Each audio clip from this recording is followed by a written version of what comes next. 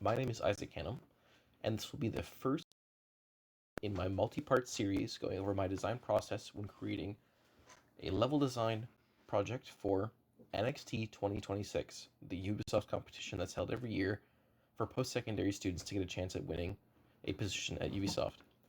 I'm creating this series in order to help out students who are also looking into getting into Ubisoft. From my previous research into the winners of Ubisoft NXT, especially for level design, I found that there wasn't that many videos on the overall design process, and I thought this might be a good idea to make this for future generations to be able to look into the design process in making this project for NXT, and maybe get inspired to make their own levels for a chance to win a position at Ubisoft. So, here is an overview of my design document as a bit of an introduction to this project as I can move forward. So, first of all, my name is Isaac. Right now, I'm a third-year game art student at Durham College, and my desired career path is to be a level artist. I love prop modeling, I love level design, and I love environment art. So my goal is to work on levels for video games, and also to help expand my own understanding of level design as well as using it to better my environment art skills. I think that any game should be firstly fun before it looks good, and having a game that looks great but the gameplay is simply going from one point to another it's not that exciting, and it really brings down the entire experience. So hopefully by working through this project I'll be able to get an understanding of level design that allows me to create levels that are not only good looking but are also really fun to play.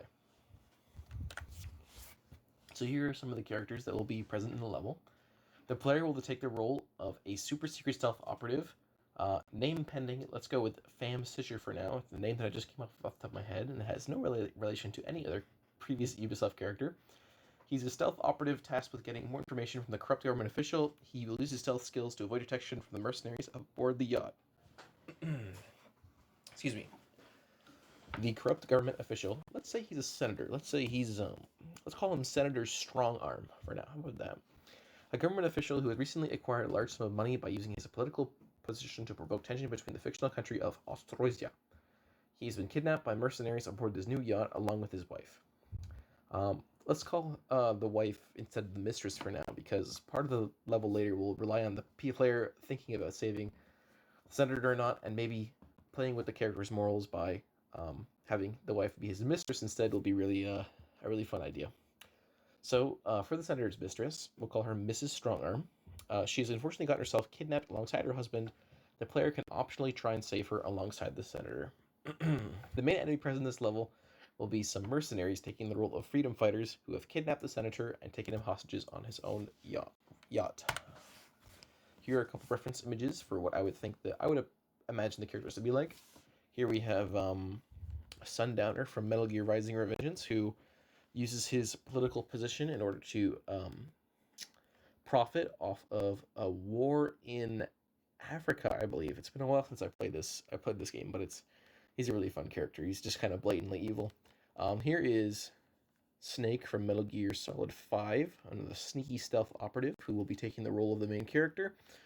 This guy over here, I have no idea. I don't even know how he got on here. I don't even know who this guy is. It's probably not that important. Probably from like some obscure game nobody knows.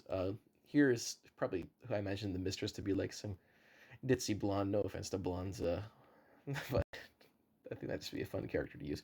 And here's some mercenaries from Far Cry 3 who would take the role of the freedom fighters. I imagine they'd be like brightly colored in order to make it easier for the enemy to be detected by the player and avoid detection by them. So for the setting of this level, the level will take place on a large and expensive yacht that has beached itself on a sandbar. The mercenaries who have arrived on their own boat. Sorry, there will be mercenaries who have arrived on their own boat, which will be navigable by the player, and will reward those observant enough to make their way onto it. The sandbar will be navigable enough to allow multiple entry points for the player to get onto the senator's yacht. The time of day will be around dusk before sunset. As the player takes longer in the level, the time of day may change so that it will be darker and therefore easier for them to hide in the shadows.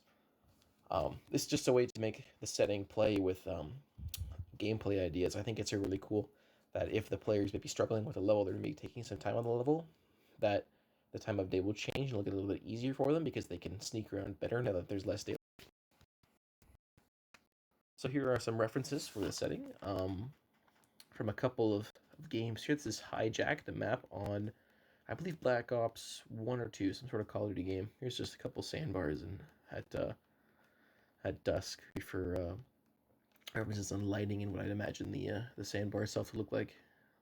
And then here's what I would imagine the mercenaries' boat to look like, kind of like a stolen ship that's covered in graffiti and very colorful. So for some key gameplay features, the player will be able to infiltrate the yacht from a variety of angles in order to maximize variation or replayability. This will be a fairly simple thing to implement just through my layout alone and having multiple entry points into the level. It'll increase the amount of replayability by giving the player the option to be able to enter from multiple points. NPC escorts. The player's goal is to be only get information from the senator. He does not need to be saved. The player will be rewarded with a better score by saving him, but it will be far more challenging navigating him through the level undetected. So this plays with the morality aspect of the gameplay. One of my favorite games is BioShock, and in BioShock, you're given the option of saving or sparing some characters in order to get increased resources, or wait later in order to get an increased amount of resources. I think it'd be fun to expand on that. By when the player is able to reach Senator Strongarm, they are given the option to escort him out or leave him behind to the mercenaries' whims, after they get the information out of him, of course.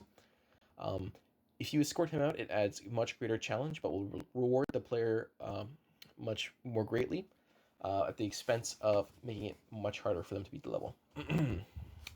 Another key feature will be the player being able to disable security systems to make escape easier.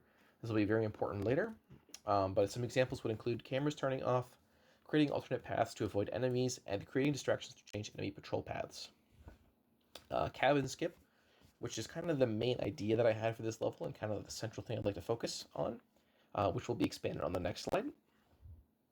And finally, the player can optionally save the senator's wife, who is located on the other end of the yacht and has its own unique challenge. Saving her gives the player a layout of the yacht and makes replayability easier. So the player will be able to make their way over to the senator's mistress, and upon saving her, we'll get a map of the yacht in order to look for collectibles easier, and on future playthroughs, be able to navigate easier in order to maybe get like a higher score, beat the level faster, just stuff like that, improving replayability and overall just quality of life feature. You know what I'm saying? So here are some examples of gameplay that I would like to replicate. Here is from the game Ico, where you have to escort an NPC. Here is Rainbow Six Siege with hostage rescue. Here's the layout of the yacht level from, I think this is from Call of Duty, Metal Gear Solid 5, NPC escort mission from the game Watch Dogs. This is the boat level from Far Cry 3, which I took heavy inspiration from when working on this level. Cabin skip is the main focal central idea that I wanted to focus on for this level. My idea was that the player is given the option of skipping a majority of the level at the cost of it being far more difficult to escape. So an observant player will be able to notice that the mercenary's boat is navigable. Searching it, we'll be able to find an item called the vent key, which will open a secret vent that is located somewhere on the first level of the boat. Upon opening the vent with the vent key, they will be able to make their way to the room that the senator is in immediately. However, the trade-off here being that when you do this, you do not get the benefit of the knowledge of going through the boat normally, and that key security systems will be still active for the player to have to deal with as they're leaving the boat. This will be even greater difficulty if the player is escorting the senator, and even harder if the player has not entered the boat for the first time and has no idea where they're going once they made their way to the very end of the level and has to make their way all the way back. I think this is a really fun idea. I'm curious to see how I would implement the cabin skip, because I think it's going to be a really interesting way of making the level more replayable, and increased challenge. I think people really love in games to get like a harder rank to beat it as fast as possible, and I think that will kind of scratch the itch for those challenge runners. So overall, what makes my level stand out, and what will it make it seem more for NXT? I've extensively looked through the previous NXT winners for level design from 2025 to 2016, and I found quite a bit of commonality between them. Most of them are urban settings revolving around a single multi-floor building. I think a unique shape and setting would help me stand out. The level also uses aspects from multiple Ubisoft games, 3D stealth action from Splinter Cell, Hostage Rescue from R6, and Far Cry 3 Outposts, etc. That's pretty well the idea there. I really want to show that I can work on games from Ubisoft and have a basic understanding of many of their games. Hopefully that makes me seem a bit more hireable to them. And also, I think it's just a unique and fun setting. I really liked the level in Far Cry 3 where you have to rescue, or you have to get the information from a computer on a boat. And it's just really memorable to me, and hopefully it comes across memorably in my level when I finish making it. So here's some of the technical challenges that I will have to overcome. Blueprinting has never been my forte. Everything will be done in Unreal Engine 5, so finding good blueprinting tutorials will be a really necessary thing. I have some basic experience from my previous year, second year, where I created a level with basic enemy AI, and expanding on that will be a a interesting challenge, and will ideally help me stick out more than people who just put basic, simple AI into their levels. An increase in detection system would be cool, especially with like distraction mechanics or like a basic takedown system, and also adding ally AI with basic direction following and giving. So that will be the end of it for now. Um, Thank you for listening in to my presentation. I really appreciate it.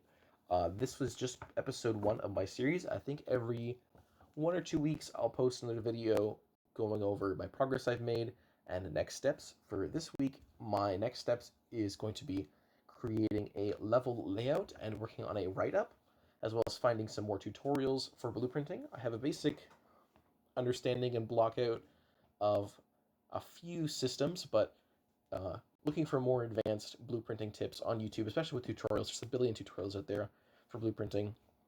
It really helped me out. The layout plus write-up is due on October 27th, where if I'm lucky enough to be chosen among the top 10 people who submitted, I will move on to the next stage where I will be advised by a Ubisoft employee